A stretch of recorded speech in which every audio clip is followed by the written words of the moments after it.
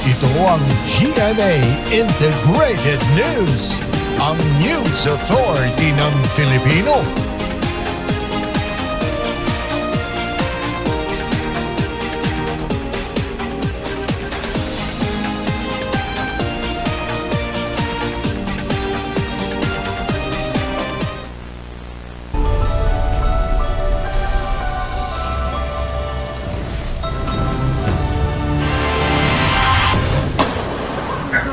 Chinese national na sisilbihan ng 3 arrest warrant, nakipaghabulan at nakipagbarilan sa mga pulis.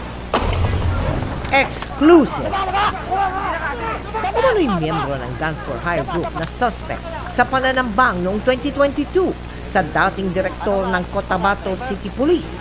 Arestado.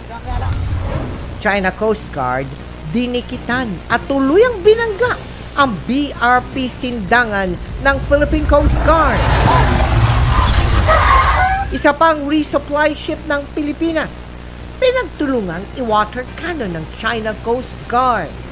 Mga barko ng China, pinapalayas na ng DFA sa paligid ng Ayungin Show.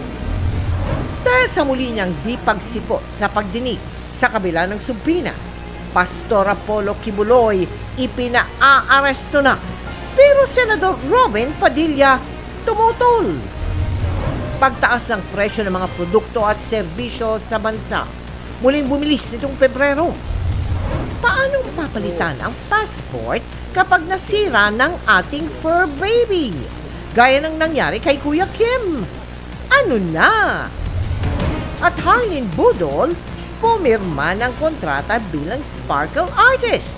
Kaya naman lalong ganadong magtrabaho sa Black Rider. Excited po ako palaging pumasok. Tapos ayoko pong mawawalan ako ng taping. This is Philippine Coast Guard Center. Live mula sa GMA Network Center, ito ang 24 Oras. Magandang gabi po Luzon, Visayas at Mindanao. Mala pelikula ang barilang tumapo sa pagtugis ng pulisya sa isang Chino mula Makati hanggang BGC sa Taguig. Sisilbihan lang sana ng arrest warrant ang dayuhan para sa pangingindap umano ng kapwa Chino. Pero mabilis itong pumuslit patawid ng ibang Luzon. Na-corner lang ang suspect matapos tamaan ng bala sa likod at nakuhanan din siya ng granada. Ang kanyang lagay at ang perwisyong idinulot niya sa pagtutok ni June Veneracion.